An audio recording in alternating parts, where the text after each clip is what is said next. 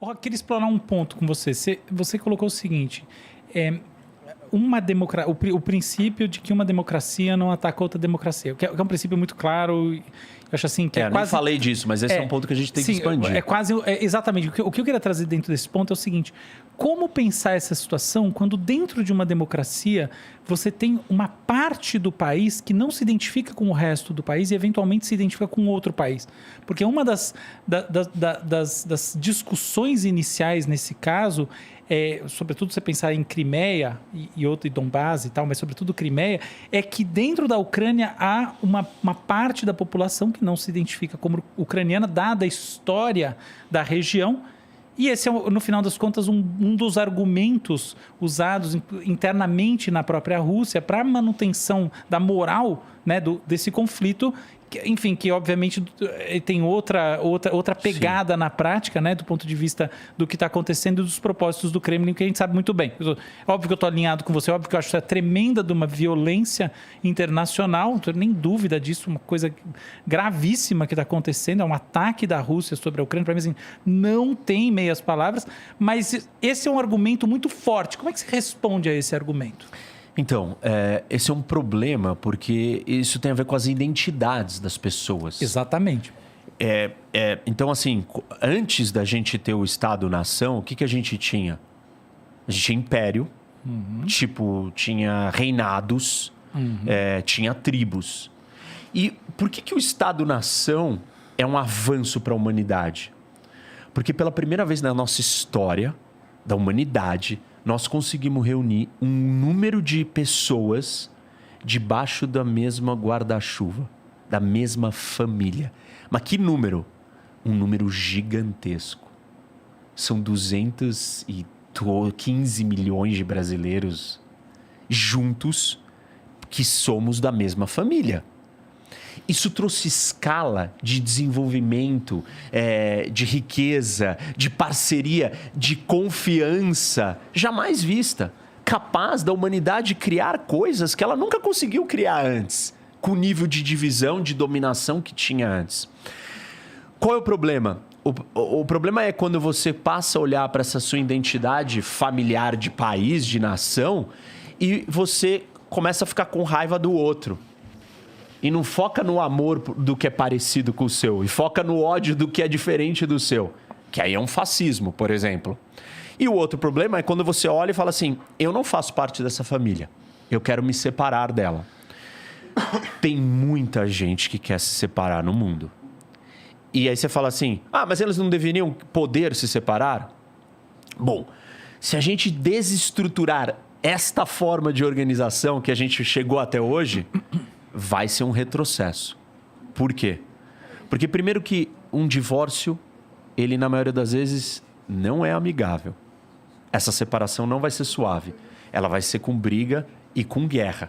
Se ela não for com briga e com guerra, você está diminuindo essa potência de união e confiança familiar. Sim. Então pensa o seguinte: o Brasil, em vez de ter todo esse conjunto diverso, plural, de essa riqueza toda combinada, ele vai ter menos disso. É que o Brasil é um país que tem uma distribuição que é diferente, por exemplo, no caso da Ucrânia, em que você tem regiões, as regiões mais separatistas, que efetivamente têm, do ponto de vista identificatório, de língua e tudo mais, com a Rússia. Uma associação muito maior com a Rússia. E esse é o argumento difícil, na minha visão, de que a gente tem que trabalhar e responder muito claramente, com muita precisão, porque é como se fosse o nosso calcanhar de Aquiles. Nossa, assim, eu claramente acho essa invasão uma barbárie. Isso aqui é um argumento que a gente tem que responder. A pergunta que eu vou dizer para você é o seguinte: responder isso daí. Todo mundo que disser que quer se separar, nós vamos deixar? Não, mas o problema é que você tem países que têm distribuições étnicas e culturais que não são homogêneas. Então, a questão aqui não é sobre qualquer país, é sobre como a gente olha para um conflito que envolve regiões que são em si separatistas, que tem pessoas que estão, antes de mais nada, lutando para isso e que efetivamente, no final das contas, se tornam joguetes, no caso do Kremlin, para argumentar que a invasão é legítima. Como é que a gente responde a isso? Não tem um argumento moral de defesa disso, mas tem um argumento de funcionamento lógico. Qual que é o funcionamento lógico? A gente estabeleceu uma ordem. E tem que ter uma regra para a gente conviver. A gente não pode quebrar essa regra. A gente não pode, por exemplo, acabar com o Estado-nação. Por quê? É caos. a gente vai voltar para o império. Se não é Estado-nação, é o quê? É império. É reinado. E aí, como é que é? Então a Rússia fala assim, não, tem uma galera aqui... E tem, né? Na Moldávia, num território aqui no canto da Moldávia, na fronteira com a Ucrânia, Transnistria, que quer fazer parte da Rússia. Não, mas tem uma galera em São Paulo que quer fazer parte da Rússia. Tem um bairro de São Paulo que quer ser território russo. E aí... Vai ter um país como é que a gente vai gerar... Estados Unidos, não, né? como é que a gente vai gerenciar isso, entendeu? Por exemplo, tem um estudo que fala que na África, se a gente desse autonomia e independência para todos os povos que querem ter o seu próprio Estado, chuta quantos países nós teríamos só na África? Montanhas.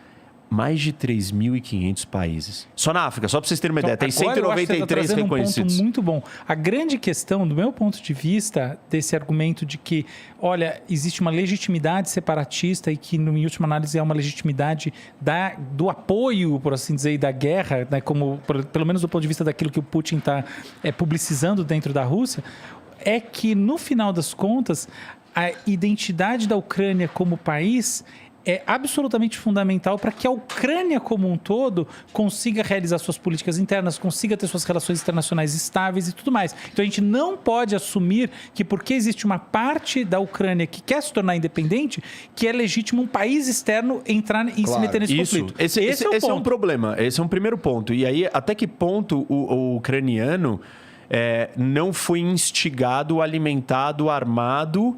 E foi usado como uma marionete do projeto do Putin e da Rússia para fazer isso.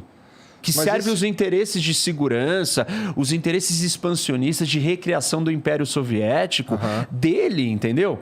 Que assim, quando eu falei aqui dos estados do realismo, eu falei de movimentos de Estado. Mas a gente não pode descartar a posição do líder. Quem? O Putin, que é um projeto pessoal de ser um grande... tsar, um grande imperador.